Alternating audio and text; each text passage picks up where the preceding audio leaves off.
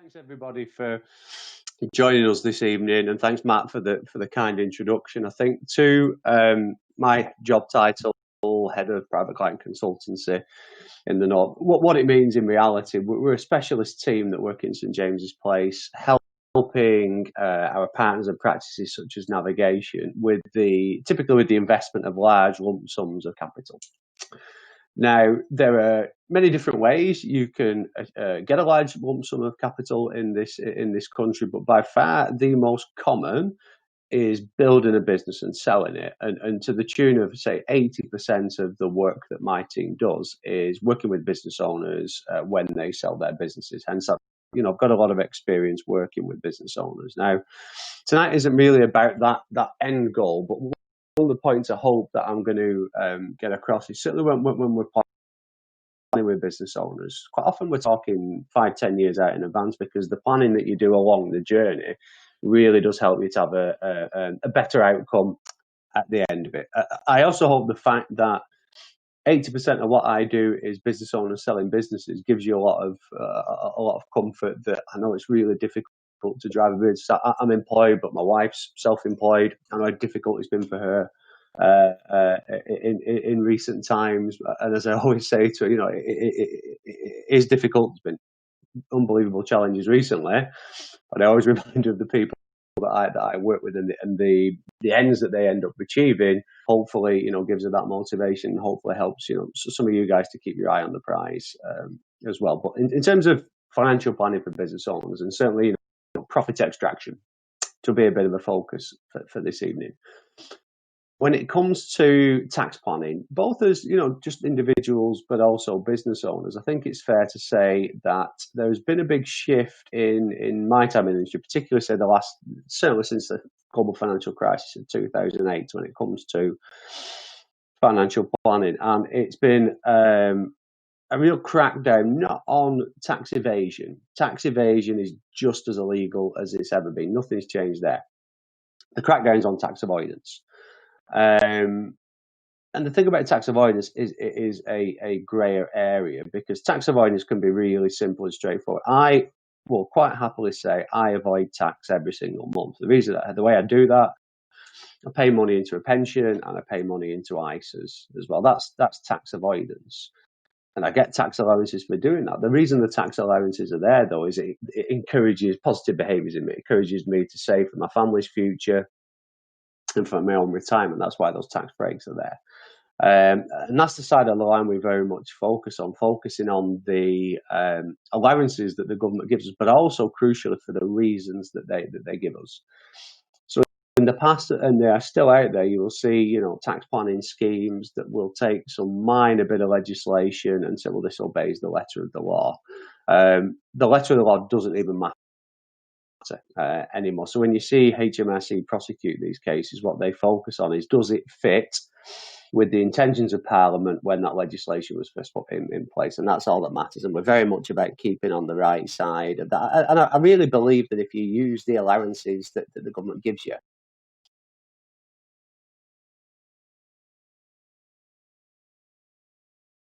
or aggressive tax avoidance is key. And just to give you, an example, usually when I'm working with a client and they've sold their business, their primary financial planning aim, and there are other ones, the primary one is replacing the income that they've lost from that business. Sometimes you may well see that clients will have an earn out period, but often there's a clean break, and all of a sudden you go from an income from the business to nothing.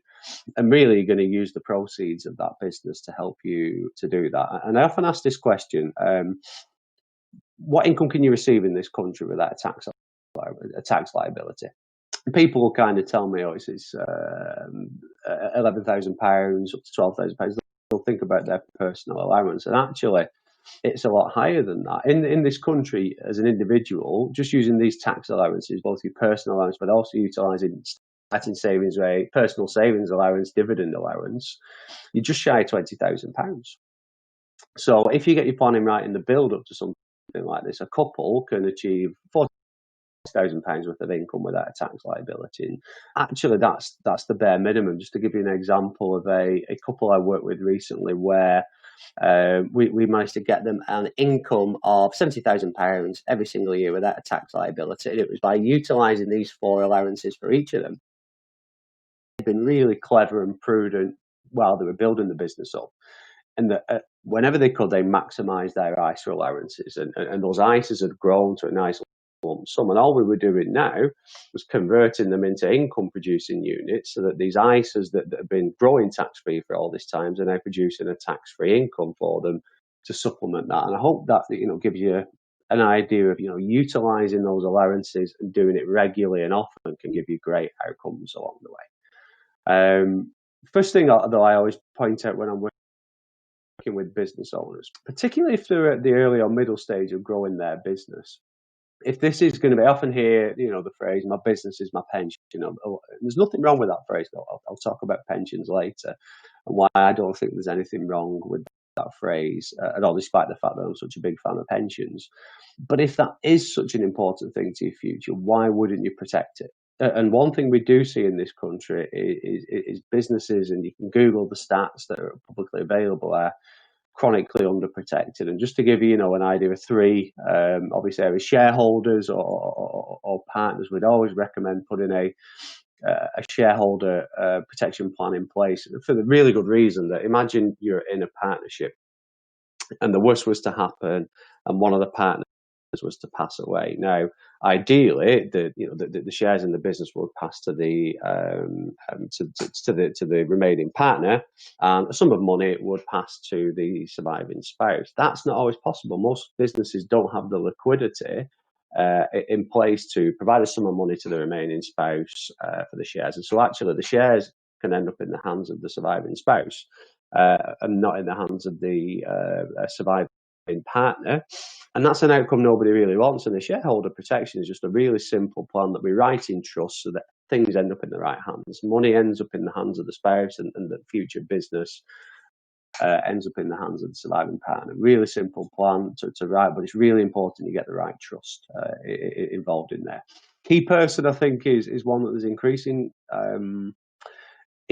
awareness of, and this is if there is a key person to your business, and it could be you, it could be an employee, and the loss of that person for any period of time would really impact the profit of that business or its ability to repay its debts. Why would you not insure that person to be able to pay that debt, to bring a locum in to facilitate those activities? In fact, one of the areas I often see Keyman, quite often when a buyer is looking to buy a business and they enter that due diligence process, they will request that key man cover is taken out, because going into a due diligence process, it's an expensive thing for a buyer, and they will want to know that that's in place. And actually, one of the things I have seen is that businesses that have that key man and that protection in place, it's an impressive thing for a buyer. It really does reflect well. And the last one's relevant life cover, which is just a way of taking out a life assurance plan, but in a very tax efficient manner. And that might be something you want to talk about.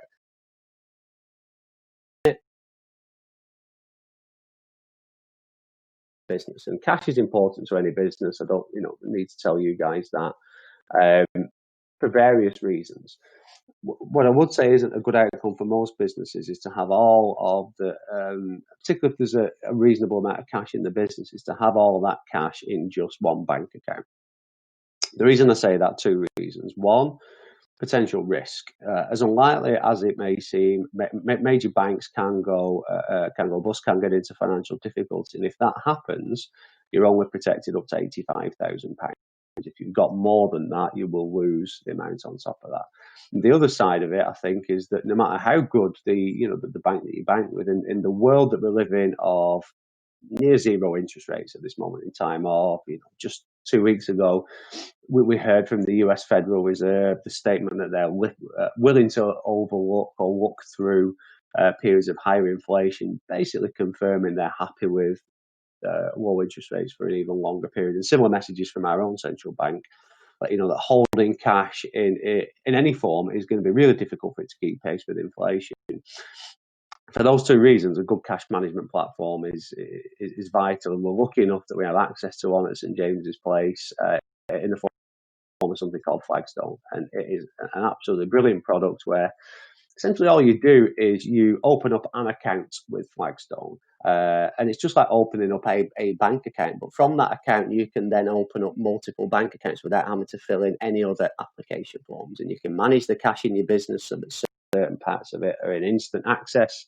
Certain parts of it you may well tie up for 3 months because you know there's a liability coming then and get a better return. Certain you may well even tie up for 12 months. But cash management, I think, is so important for businesses at this moment in time, probably more so than ever. And having a fantastic solution like Flagstone, which again, this is just the platform. It allows you to open up multiple accounts and therefore have multiple protections of £85,000. And although, this is a cash account, you're not going to get 5% from it. Certainly the rates you get from this compared to just banking with a high street bank are extremely competitive. And so, I'd always point that out. And certainly the finance directors that I work with absolutely love Flagstone as a solution to their businesses. So that's cash that you might need in the near term. Think about cash that you may well have in your business that for whatever reason you don't want to extract, but you want to get greater growth on it than you do in cash. You can make a corporate investment as well. These appear certainly to me to be becoming more and more popular. There are different rules with corporate investments than personal investments, certainly around the tax wrappers that you can use and also the underlying asset classes that you can invest in and the taxation of those. So it's a very specialist area, and I'd advise if that's something you're thinking of to speak to a financial planner who can construct an appropriate risk-adjusted investment for the business. But generally, I think the focus more tonight is on extracting profit from your business. I think this is so important, and I think it's arguably more important than it's ever been. I think we are expecting, and the reason I say this, anybody that reads the papers will know that the cost of the interventions on the back of COVID will need to be paid for in some way. Now, in a way, it's going to be treated like wartime debt, so there's not going to be trying to pay it all off at once, but certain taxes will have to increase. Now, the Conservative Party got elected on a pledge they won't increase income tax, national insurance, or VAT. It kind of ties your hands behind your back. And certainly, if you listen to the murmurings, it appears that capital gains tax, capital gains and perhaps the equalisation of capital gains and income tax rates, perhaps a partial equalisation. Either way, I think capital gains are likely to be taxed at a higher rate in the future than they are at this moment in time, which is why I think profit extraction, I say, is more important than it's ever been. But it's always been vital. And one of the reasons for me is this. I think one of the best tax reliefs you have as an entrepreneur, as a business owner, is the entrepreneur's relief when you sell that business. If you qualify under those rules, the first £1 million you will only pay 10% capital gains tax on it. A lot of you will be aware that's changed recently. That used to be £10 million that you paid at just a 10% capital gains rate. I think that gives you an inkling of this gradual move towards higher capital gains, but we do still have this. There is a way that you can lose it though, and I've seen people come a cropper with this, which is to hold too much cash.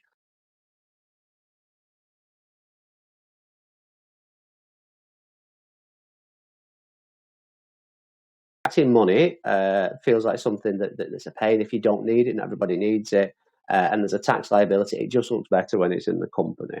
If it runs too high, and there's a general level of over 20%, but they assess it against different things, you may well not qualify for entrepreneurial. So keeping on top of taking cash out of the business where you can and doing it tax efficiently is absolutely crucial.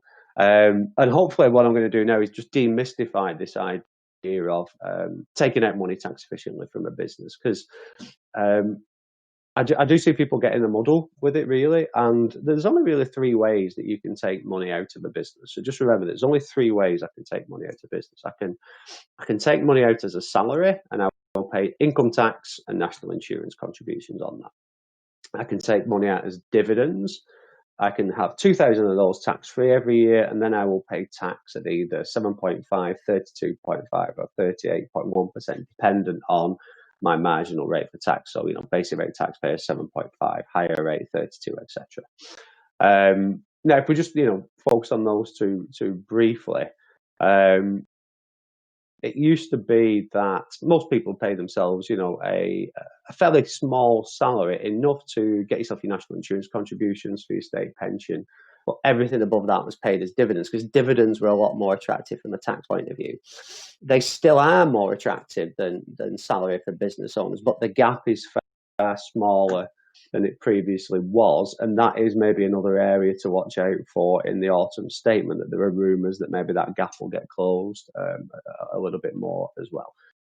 But finally, pension contributions. So taking money out of your business as a pension contribution, which I'll come back to a little bit later. If we think about salary and dividends, what can we do to make those kind of tax efficient? And really, all you can really do is use products called enterprise investment schemes and venture capital trusts to do this thing, to get income tax relief. So both of these investments, so these are just tax wrappers, like an ISA, like a pension. There's a difference which I'll come to. The money that you put into these, you get an income tax reducer of 30%. So let's say I have an income tax liability of £50,000 this year. I put £100,000 into a venture capital trust. I would then get a £30,000, i.e. 30% of the £100,000 that I can knock off my tax liability. So all of a sudden it's only £20,000. So that you get a 30% income tax reducer. There are minimum terms you have to hold these for. For enterprise investment schemes, it's 3 years. For venture capital trusts, it's 5 years, and there are maximum investments. Now, one of the interesting things I see, we work a lot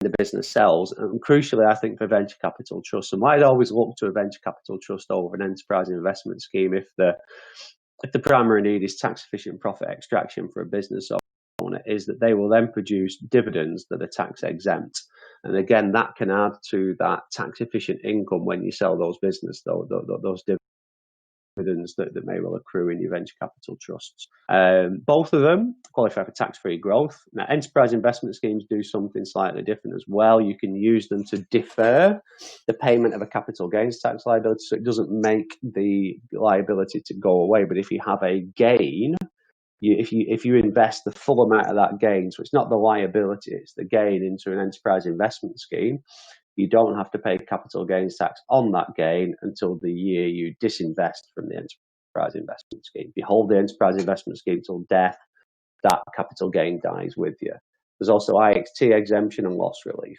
I'd also point out, the difference in, well, why does the government, this is very tax efficient, why does the government allow us to invest in products that are as tax efficient as this? It's because of what the underlying investments are. The underlying investments are smaller UK businesses, generally bigger than you think, maybe up to about £10 million in market cap.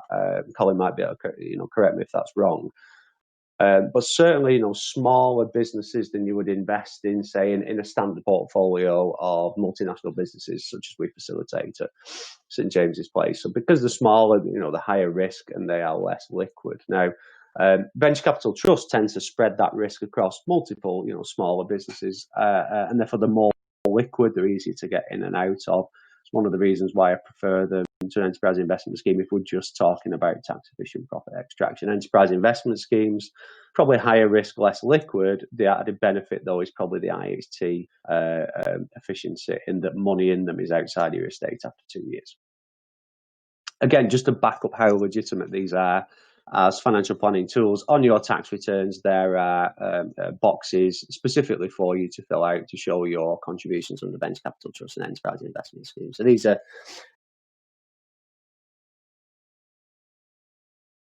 how you practically use them. But I'm a bigger fan of these, which is pensions. And I've been in this industry for 20 years, and certainly I think if you want to turn people off, especially coming up to 7 o'clock at night, start talking about pensions, because the title makes you want to snooze. And I think there was a time when that was the case, but certainly I think pensions are not what you think they are anymore. So my pension is actually what a pension was in the past, really. that's what I'm going to retire off. Most of my money goes into my pension. I do it because I get tax relief on the way in, and it grows tax free. For most business owners, though, particularly those that are successful in building the businesses and selling them, that's not a pension. So just think of a pension, scrap the name pension, and think of it as a way of taking your money out of your business without a tax liability, for one, allowing it to grow in a tax-free environment, for two, and then allowing it to be passed on as a legacy to the next generation without any tax liability on it whatsoever, for three. That's what a pension is for a business owner. Tax-free, taking your money out, tax-free growth, and potentially tax-free when it passes down to the next generation. Now, I'll go into a little detail around how that works, but hopefully that's got you a little bit more excited around pensions. So every single year we have a £40,000 pension allowance in this country. So business owners can take £40,000 out of the business into a pension each year. Don't forget, though, you can carry forward 3 years unused allowances. So let's just imagine you haven't used those allowances in the last 3 years.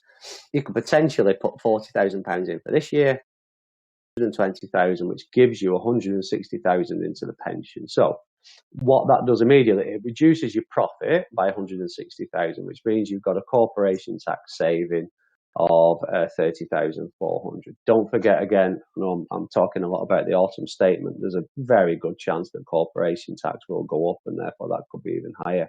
The crucial thing not to forget as well is, if you took your money out of your business in any other way, there would be additional tax liabilities, and this is saving you the income tax, the national insurance, or the dividend taxation that you would have to take money out of your business in any other way. So hopefully that's done a decent job of showing you just how tax efficient a pension is as a means of profit extraction. Don't forget, better than 1 year's pensions allowance. It could be funded for spouses, family members, as long as they're connected to the business, and maybe speak to one of the team at Navigation about that, because 2 allowances are certainly better than 1.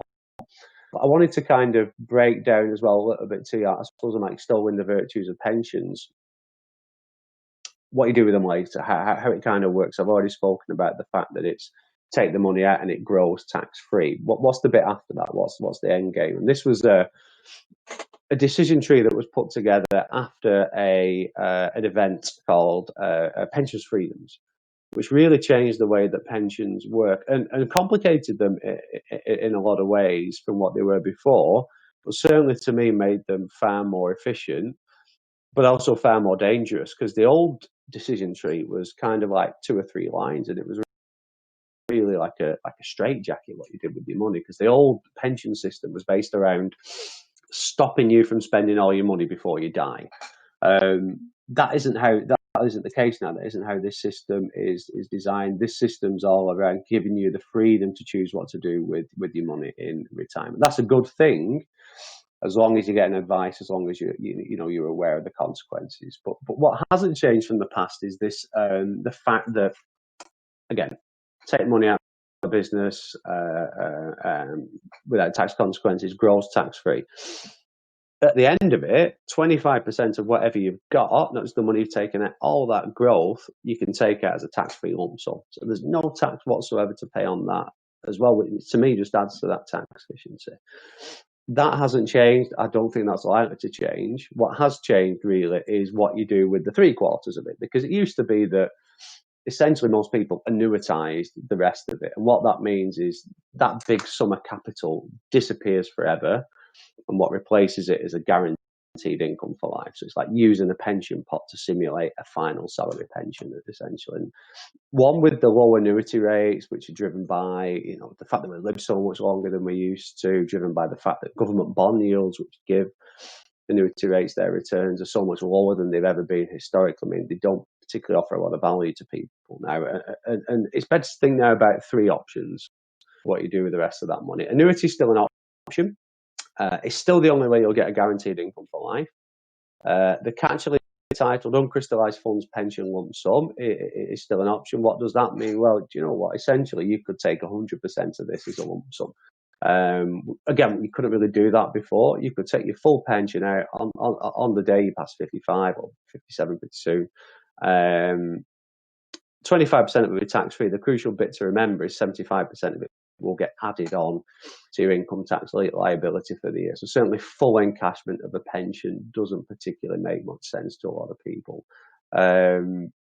Partial encashment over various years, if you've got capital needs, certainly something that a good financial planner can help with. But the big winner from this system has been something called drawdown, flexi access drawdown. And again, going back to this idea. So for drawdown, that 3/4, all that happens is that stays invested. You just draw down what you need each month or each year to live on. That gets added to your income tax liability for the year, and you'll just pay tax at your marginal rate. And with good financial planning, you can see you should never really pay more than 20% tax on your pension. So hopefully that explains a little bit around what you do kind of when you retire. The crucial bit is what happens when you pass away.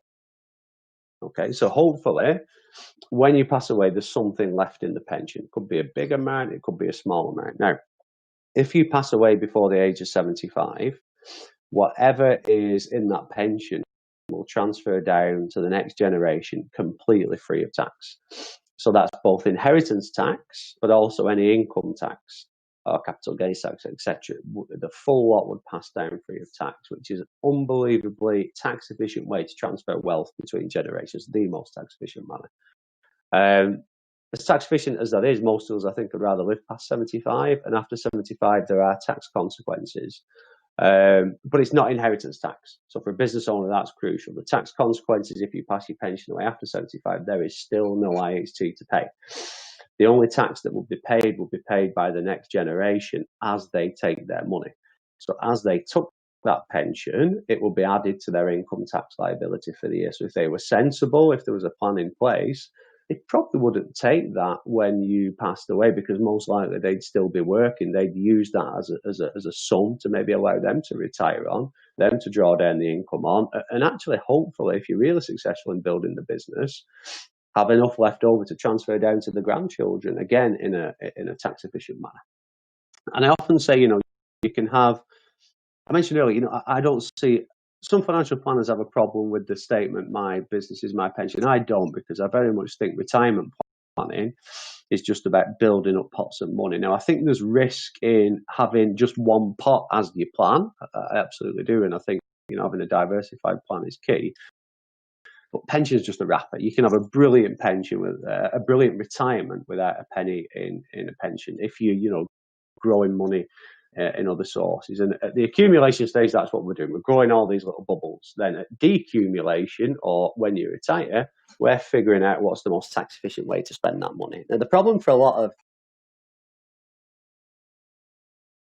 estate looks a bit like this, where the business is the majority of the value that they're going to retire on. Now, when you're working in the business, that's actually a pretty IHT efficient estate, because your business is likely to be protected by something called business relief. So that's not in your estate, and neither is your pension. The problem a lot of business owners have is that the day that they sell that business, imagine that great big bubble that's out of your estate, that stops being called business, it just becomes cash, and all of a sudden that pours into your estate, and you can go from having no inheritance tax liability one day to having the mother of all inheritance tax liabilities the day after, which again is why it makes so much sense to get as much in a pension as you can, because if you are going to have one of those inheritance tax liabilities to tackle, already having a pot that's out of your estate and a legacy, really, in many ways, is great, because what we'll do, we'll just start spending the things that are in your estate for inheritance tax purposes rather than the pension. Just quickly on inheritance tax, I think the good news is it is a very plannable tax. There are lots and lots of different solutions to an inheritance tax problem. Usually when people sell the businesses as well, they are younger than most people when they retire, so we have time on our side, which again is a big advantage. But there isn't a one-size-fits-all solution to an IHT problem. I would say that the key to me is working with a good financial planner. I just wanted to point out a couple of IHT issues that may be specific to business owners. So I mentioned most of what I talked about is selling a business. There could be people there, obviously, that have a desire to pass a business down to the next generation. that's what business relief was created for, because even, you know, there's no government in this country, let's hope, that wants to see good businesses broken up to pay inheritance tax duties. So that's why business relief came in, to allow businesses to transfer down. Not every asset in your business may well qualify for business relief. And again, if you've got cash in your business, that is not seen as your business, that's just seen as cash, and potentially that's in your estate for inheritance tax purposes. There are things called corporate business relief investments, which allow us to take money outside of any cash, say, or accepted assets that which wouldn't qualify for business relief. We can invest them in this, which will take it out of the estate for inheritance tax purposes for when it passes down to the next generation. Probably more common is business relief, that when you do sell your business, obviously, it no longer qualifies for business relief if you've got cash. You can buy assets which qualify for business relief. And usually, say, if I was to buy an asset tomorrow which qualified for business relief, that would be outside of my estate within 2 years. If you've held business relief within the last 3 years, it will actually be straight outside of your estate. You can kind of roll that business relief over. And what I'm talking about isn't going out and buying a business. It's buying portfolios of companies that qualify for business relief and that are managed by good fund managers. So I hope that kind of clears that one up a little bit. But what I would say, 25 minutes, you know, it's I just wanted to make this high level, and I'd imagine there may well be areas that you need more detail on. What I would say with any form of financial planning, I think working with a good planner is absolutely key. I absolutely believe we've got some, you know, some of the best planners in the country within St James's Place, and certainly knowing the team at Navigation and having worked with them for you know, a good number of years now, I know they're all top notch. I know they have a great business there, and I know they really take pride in the quality of their advice. And I've seen that firsthand myself. What I will point out for any St James's Place practice, the suitability of that advice anyway is backed up by a FTSE 100 company. So, you know, in terms of why, you know, if you're seeking financial advice, work with the St James's Place partner, and particularly with the guys at Navigation. I'm the business development manager for Octopus in the North. If you've not come across Octopus Investments before, we are the largest provider of venture capital trusts on a retail basis in the UK. We're also the largest provider of inheritance tax solutions using business relief. And as Matt has already said, it takes a lot to be a trusted partner of SJP, and fortunately, we've obviously cleared that hurdle. Before we start this evening, I have to give you a health warning. This is an FCA requirement, and this is just to let you know that venture capital trust investments, or VCTs as I'll refer to them just for keeping things shorter, are deemed to be high risk investments. The value of investments can go down as well as up, and it's important that you as an investor seek advice before making a VCT commitment. So, an introduction to venture capital trusts. Chris has given a brief outline of exactly why venture capital trusts exist. They're there to help smaller businesses develop through various stages. They've been around for 25 years now, so we're not actually talking about cutting edge tax planning solutions here. And for me, I think they're a great complement for pensions, as you will see as we go through the presentation. Importantly, it's investing in small companies in the UK. Now, whether you believe it or not, but the UK is very much a magnet for entrepreneurial talent, probably second only to the US, and that would be sort of Silicon Valley and certain districts of New York. The UK is a global centre of excellence for entrepreneurial spirit. Particularly in Europe, we're a leader. If you look at the amount of money that was invested in the last tax year within the UK, it was £2.2 billion that was raised to put into smaller businesses via venture capital trusts. Compare that to the next largest European centre, which would be Paris. That's just over £500 million. And Germany, who being the largest economy in the EU, you might expect to have slightly higher levels, is actually below £500 million. So if you're looking to set a business up in Europe, certainly the UK is the place to go. VCTs get very valuable tax allowances for you as an individual when you invest. And the reason why you get that is you're investing in the UK economy. It's in UK PLC. It's to reward innovation. And importantly, it's to create jobs in the UK. Now, obviously, we're coming through COVID. The Brexit word has raised its ugly head yet again. there's probably never been a time that the UK economy has needed inward investment, and VCTs are going to help with that. So why would you invest in a VCT? Well, it's going to offer you potential growth. You're not going to invest in something that you think is going to go down. You want to get an investment opportunity. Yes, it'd be great to get some tax relief. Chris has covered them off previously, but I will have a reminder of them as we go through in the next couple of slides. In addition, it can help generate additional income, possibly to complement existing pension arrangements. It can also help you diversify out your portfolio, going into another tax wrapper. And also, importantly, it will help the British economy. I say they've been around for 25 years now, so this isn't cutting-edge tax planning. We mentioned earlier about the fact that you can get up to 30% income tax relief. And as Chris pointed out, income tax relief is probably an over-exaggeration. It's income tax reclaim. It's all about reclaiming back income tax that you have paid from whichever source that it may be generated. Now, that could be from your employment. It could be dividend income. It could be investment income. It could be rental income. If you've generated an income tax liability, a contribution into a VCT can get you a tax credit to get that tax back. You can put up to £200,000 a year into a VCT, but don't be frightened by that figure. The minimum amount you will accept at Octopus is just £5,000. The average on a year-by-year basis is around about £32,000. So if I had an income tax liability this year of £15,000 and I did have a spare £50,000 that I could invest, by doing so, it would generate a 30% income tax credit, i.e. 15 grand, which I could then use to get back my tax relief.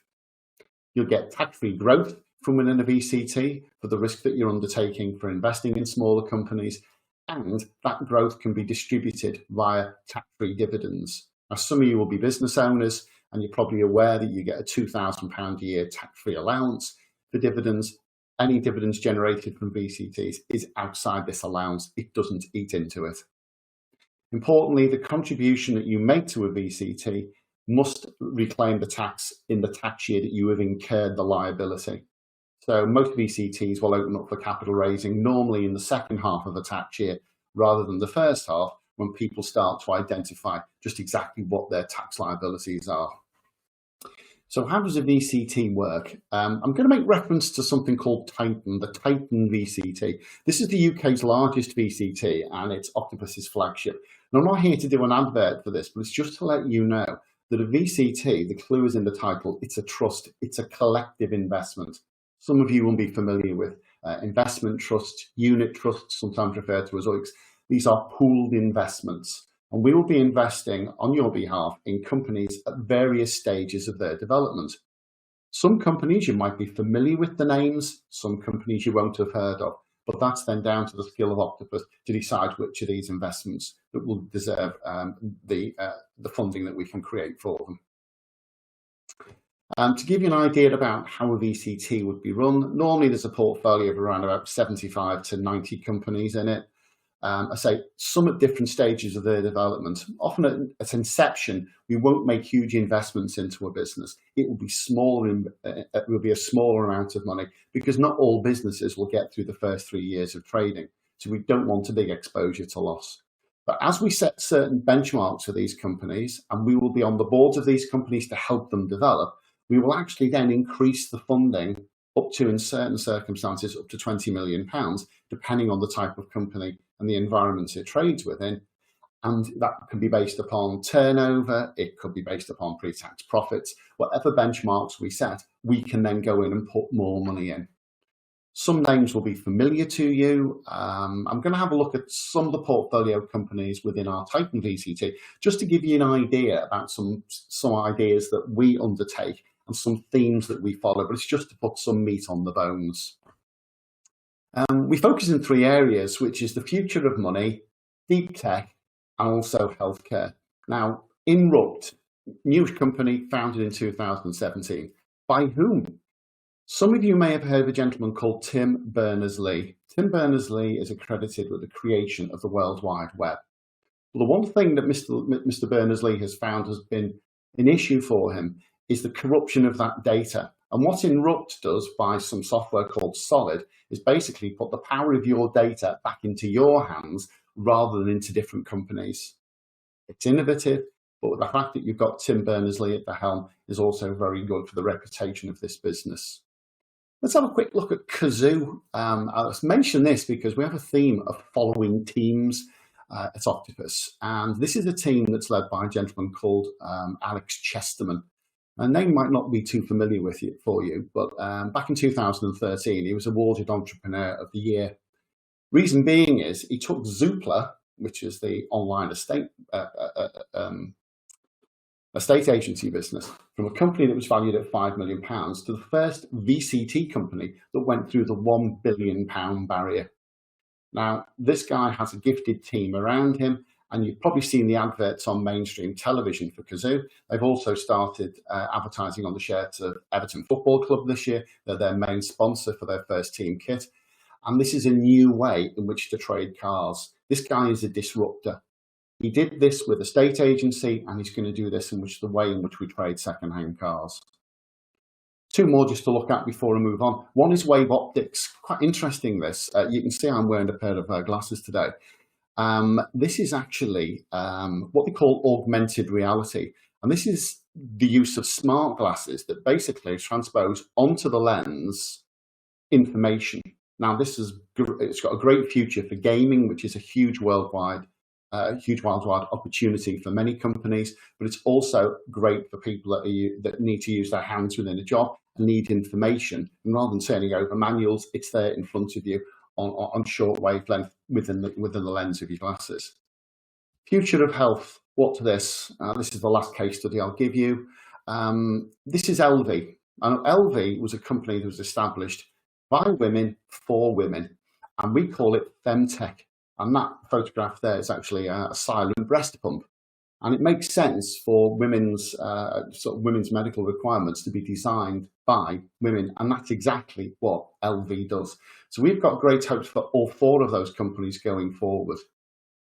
Just to give you an idea about what type of returns you might expect from a VCT. This is only up until 2019, so I'm not going to suggest that COVID has been kind to us. I would suggest that these figures, when we do our new capital raise later on in the year, that these figures could be reduced. But up until the last capital raise, it was around about a 32% return. So if you put £1 in, it was now worth £1.32. Bear in mind that your pound has probably cost you 70p because of the reclaim of your income tax. And the reclaim of your income tax is to compensate you for the risk you take with this type of investment. So who could benefit from the VCT? Again, there's your health warning, just to remind you that these are deemed to be high risk investments, and the value of the investments can go down as well as up. Right, who could we look at? Well, any individual that wants to reduce their income tax bill, particularly people with larger amounts of income coming in. Obviously, their tax bills are larger. Some people might be limited by how much they can pay into pensions based upon what their income is. I believe the figure for this year is anything over £240,000. You then start to taper away the efficiency of putting money into a pension. Now, importantly, Chris spoke at great length about pensions, and I'm with him 100% on this, that the first place I would go to extract money from any business would be via a pension. But pensions have certain restrictions, and it can be either on how much you pay in any one year or what the available fund that you have can build up to, called a lifetime allowance. Now, this guy may never even get to his lifetime allowance because he's limited on how much money can be paid into his pension. So where else could we go that we're getting tax efficiency, tax assistance, and tax-free growth? But the answer might be a VCT. Secret, of course, isn't just to do one, it's to do 5. Now, why 5? You'll have seen from an earlier slide that you've got to hold a VCT for a 5-year qualifying period. If you die in that 5-year period, any tax relief that you have received will be retained by your estate. It's not expected to be given back. However, if you encash it for whatever requirements that you may have for immediate cash flow purposes, you would then, within the 5 years, have to give that tax relief back.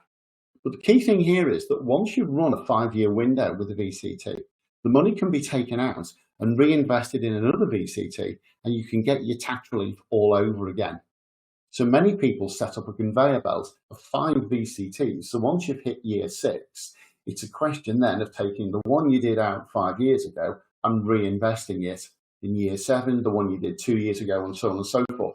And this creates a conveyor belt of tax efficiency unrivaled with any other investment you can make. You've also got clients that are likely to exceed the lifetime allowance of pensions. And I believe this has gone up this year to £1,073,000. It sounds a lot, but you'll get people in the medical profession who are members of the NHS final salary pension scheme that through no fault of their own will have a reasonable salary, but because what we call the accrual within that pension scheme will actually blast through the pension's lifetime allowance.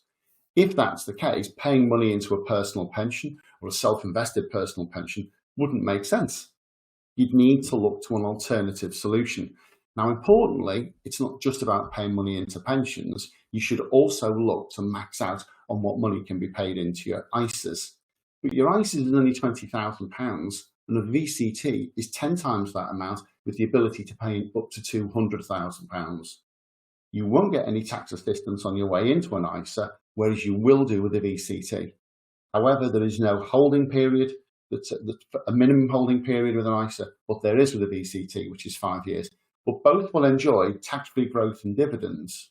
Now, this could be one step over or a complement toward a pension because, number one, once you've done your 5 years, your money is accessible.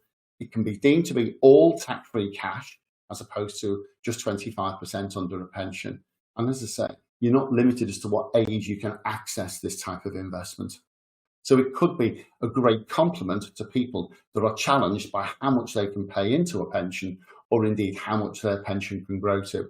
And some people listening this evening may already have registered for some form of pension protection, which will mean that they can't put any more money into pensions. The theme this evening was about profit extraction. So let's have a look at a business owner. And this was an actual case study of a husband and wife directors that were running a business down in the Midlands. They had excessive cash on their balance sheet. And Chris highlighted earlier the implications of having excess cash on a balance sheet. It can affect entrepreneurial relief, and it could also attract inheritance tax if you were to die, even though the bulk of your business may actually be exempt, courtesy of business relief. Now, this working example here was for a husband and wife that were currently taking out of their business £50,000 a year as a combination of probably smaller salary and bigger dividend. They were just up to the threshold before you pay higher rate tax. But with over £800,000 of surplus cash in this business, it couldn't be seen to be business just for normal cash flow purposes. It was effectively deemed to be profit that was waiting to be extracted.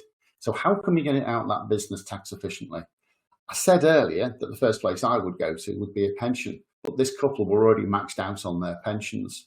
So their advisor made the suggestion to take an additional special dividend of up to £50,000 each, which took their earnings up to £100,000 for that year. So yes, higher rate tax for the special dividend, but it didn't impinge on their personal allowance, which would be tapered away after £100,000. So how does this look for them in real terms? The £50,000 dividend was paid out on a gross basis. The tax liability isn't settled until the next self-assessment event. Now, Chris mentioned earlier that dividend taxation for a higher rate taxpayer isn't at 40%, it's at 32.5%. So that tax liability is £16,250. So if they do nothing else, they will net out at £33,750. But a suggestion might be to take that £50,000 gross dividend and pay it into a VCT. By doing so, it will generate a £15,000 tax credit that can be used to offset the £16,250 tax debit. So that means there's an effective rate of taxation of just £1,250. And by the way, these examples don't include charges. That's something you'd have to discuss with your advisor. But that means you're going to net out then at £48,750. A damn sight more attractive than £33,750.